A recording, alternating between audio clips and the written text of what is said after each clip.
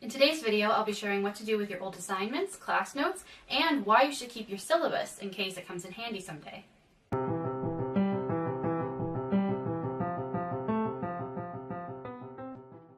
We all know people who can't stand looking at their old assignments and class notes. Some actually burn it the day the course ends. That's not me, and chances are if you're at this video, it's not you either. You probably have the opposite problem, where you don't know how to get rid of these old papers that have a lot of meaning for you. So in this video, we're going to talk about how to sort through your old assignments and class notes meaningfully, and how long you should probably keep these sorts of things. Mostly in the case of a syllabus or other instructional document, there's actually a time range that I recommend you keep those for. So we're going to get right into it, and you're going to go along with me as I sift through some of my old materials, probably dating back to elementary school, because I have a really hard time getting rid of them. And if it's something I want to keep, I want to keep it in a meaningful way. So we're going to talk about some different options for doing that as well. So the first thing I did was take out all my old school books. For the most part, this is high school stuff. I do have a binder or two that has some university notes, so those are going to be harder to go through because it's more recent. So I would recommend starting with the oldest stuff first. I think this is the only high school agenda I'm left with, so that could be the reason I kept it, is that I wanted to make sure I remembered something about high school. 2011-2012 is also my grade 12 year, which I probably enjoyed the most out of all the years of high school. Today, what I would do in my agenda is talk about important things relevant to my personal life as well as my, well, in some cases, school life and definitely my work life. And for that reason, I might want to keep it so that way I can look back and it's almost like a sort of journal. But back then, it was mostly writing down essays. Still not sure, still thinking about it. Old cue cards or study notes. The only reason you might want to keep these is if you plan to study more in the future, like go to a master's degree, or if you're still in high school and you're about to go to university. You might want to keep some of your best study notes. That way, if you're taking a course with similar subjects, you already sort of have that information prepared for you. I might even write an article on this for my blog, how to write a historical significance paragraph, because I'm sure students in high school are still doing that, if not also in university. I remember learning this in high school and then it being useful again in university, so it was actually good that I kept those notes knowing I was going on to study the same subject. Now I can keep that in the electronic format. So relating to this recycling pile of cue cards, my recommendation is if you find things like this that you know are just paper and shouldn't really be meaningful and will never be useful again, you might think that in your head, but if you're having a hard time getting rid of them, you might just need the space. If you just finished high school or just finished university or finished your favorite course, it just might be hard to get rid of them. So it's okay to wait for a little while. Put them in a box, something like this, maybe even smaller. Tuck it away somewhere you can't see it, and remember to go visit it again in 6 months or a year from now. This is another case when you may want to keep something. So this may be very particular to people who did music, but what I've done is I've looked through this notebook, or actually, sorry, binder, of different pieces that I sang. So sometimes there's actual study notes as well, or homework notes, so it was always put on something like this. This I don't need to keep. It doesn't really mean anything to me in the modern day. But the reason you may want to keep sheet music is if it's part of your repertoire and you still sing, or you know you loved that song or you like singing, then you may want to keep it so that way you can perform it someday or you can practice it on your own.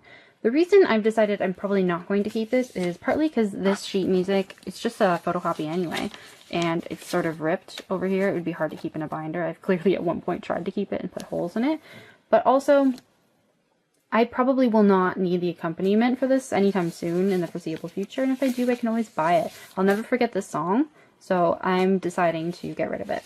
But you may want to keep it. If you need that sheet music, or if you'll enjoy that sheet music, keep it. You could even keep just this page, and actually, as I'm saying that, I may do this. You could keep the first page that says the name of the song and the writer and everything, and you could put it into a scrapbook, which is possibly what I'm going to do with all my old assignments. You don't necessarily need to keep the extra pages. Another piece that really matches what Marie Kondo says is that as I've been going through this, and I've cleared and put in the recycling pile an awful lot of stuff, it's gotten easier to do. I don't feel quite as attached or not second-guessing myself so often, and I'm finding it a lot easier to get rid of entire chunks of paper out of some of these high school binders, which is the harder ones to separate myself from, to be honest, because I don't have electronic versions. But the truth is, I don't need them. It's not like some of the university work that I'm very, very proud of and even would be worthwhile to scan so that I can keep these. It's not necessary. It's just about this problem of having a hard time detaching myself from some of this identity that I built around school. So it's getting easier as I go on. don't be afraid. I have a lot more clear space now, and eventually you will too, and I'm sure I'll have even more very, very soon. Another thing I've noticed as I've been going along is that a lot of my favorite notes or classes from high school are similar to ones I ended up taking in university, and the university version was a lot more in-depth. So I can get rid of a lot of notes because I have the better version of them from later on, and they're either electronic to begin with because I always took them on the laptop, or I have set them aside and created study guides from the end of a university course, so they're really condensed little packages, almost like a book. So I don't feel the need to keep the high school ones as much. You might notice that too as you go along if you've continued your education and kept pursuing the courses that you were most interested in. So this is a case when you actually might want to keep notes. There's nothing really special about these notes. I mean, I would say I do have some quizzes because it was basically a study guide I made for myself and put in a duotang. So the only thing that is special is just that they're basically well organized. So organized by quizzes, and then I wrote some notes. This is for Latin class that I did this past semester, and I just have learned in the last year or 2 years how to really approach a course in an organized fashion. But the reason I've decided I'll actually keep this, despite the fact that it's just paper and I have a textbook, is that there's a chance I may need to continue studying Latin for my master's degree in the next year. So for that reason, to be extra careful, and because I've already condensed all of these notes into the most important ones for the course, this is, like I said, a study guide, I'm just going to keep this in case. Alright, so I've started looking through some of my university creations, and what I've realized is that actually a lot of them I have on the computer still. I'm organized when it comes to sifting things by folder, so I know that I'll have a copy of this paper from my second year of university. Yeah, I would have it saved in that file folder in my University of Toronto section on my computer. So I don't need to keep this. The only reason I do recommend keeping essays sometimes is if you have the professor's feedback written on it and they didn't give you an electronic version. But on top of that, you might actually want to scan that if you think you might need it someday. For example, if you decide to apply for a master's degree, or you think you might, you have to give them a writing sample. Sometimes they do ask for the professor's notes, or you might want to use the professor's notes to spruce it up before you submit it. So it's worth keeping in those cases. Just possibly scan them into your computer. You can scan them as photos, and you'll be able to use them in the future without keeping the paper clutter, especially if you have that file folder in your computer anyway. It's not like it's really taking up much more space. You'll come across your syllabi from different university courses. You definitely don't need to keep them from high school. I can't think of any circumstance when it would ever come back to be useful for you. But if you look at some of the details, for example, in this European Reformations course, you'll see that there can be things that may come in handy if you ever decide to continue your education. So let's skip this, for some reason, blank page.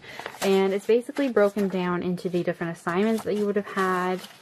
It also would have talked about if you have a final essay, if you have a final exam, and if you want to continue with your education, do a master's, or even if you're partway through university when you're clearing this out, there's a good chance you'll want to keep that syllabus because you may need to prove the content of that course in case, for example, your major requirements change. Maybe they've renamed a course or given it a new number, and for some reason they require you to prove that the old version of the course is exactly the same. You definitely need this syllabus. It's going to be almost impossible to find it otherwise. Also, if you're switching universities partway through, or if you're getting a second degree, or if, again, you're going to a master's or a postgrad, you may need to also prove that you've covered that content before, and you don't need to repeat the same sort of equivalent class. So it can be very, very useful to keep, especially, I would say, in the upper years of university, unless there's a chance you might switch back to something you studied in the lower years. So you need to use your judgment. You could always keep just that section. If, for example, like me, you have one with a section at the back that goes into all things like academic integrity or the actual schedule of that course, like what you would cover each week in the different assigned readings, you don't need to keep that. You can limit it and take out some of these papers and only keep the necessary stuff. Another option would be if during the course you downloaded the electronic version and you've saved that to your computer in a folder, and hopefully this is on the cloud, so if you don't have any problems of losing your computer or having it damaged and never being able to access it again. The electronic version, I would say, is much better, especially because you can go searching for it. Another option would be to actually scan this in. So it depends. Whatever's easier for you, whatever saves you the most time and space, you might want to either keep the paper rubric or scan it in and keep the electronic version if you've already lost the chance to download it directly from the website. There we have it. I have officially finished going through all of my old assignments, class notes, etc. from high school and university. I just have to finish cleaning out this box as it's gotten a little dusty. I am covered in dust myself, as you might be able to see. And I have a huge pile of recycling and a much smaller pile of things to keep. This is it. It's actually quite a small amount. It's a little disorganized. But all of these binders I am going to either donate or reuse for something else. They're all empty. And there you go. We're all a little bit more organized. If you liked this video, give it a thumbs up and subscribe to the channel and hit the notifications bell if you'd like to learn more about how to learn and live creatively.